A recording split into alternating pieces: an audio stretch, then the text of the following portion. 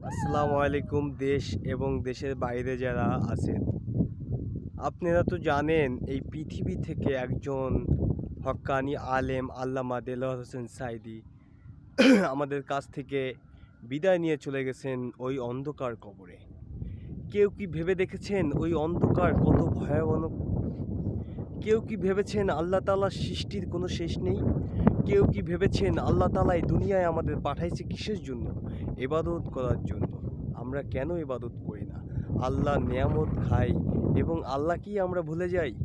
আপনারা সবাই আল্লামা দেলোয়ার হোসেন সাঈদীর জন্য দোয়া করবেন। আল্লাহ তাআলা যেন তার কবরকে জান্নাতের বাগান বানায় দেন। আর আপনারা সবাই ৫ ওয়াক্ত নামাজ পড়বেন। নাই কিন্তু ওই অন্ধকার কবরে থাকা অনেক টাফ হয়ে যাবে। অন্ধকার কবর কিন্তু খুব খারাপ। কবরে আজাব যদি কেউ দেখতে পাইতো, তাই জীবনে কোনোদিন কেউ পাপ কাজ করতো না।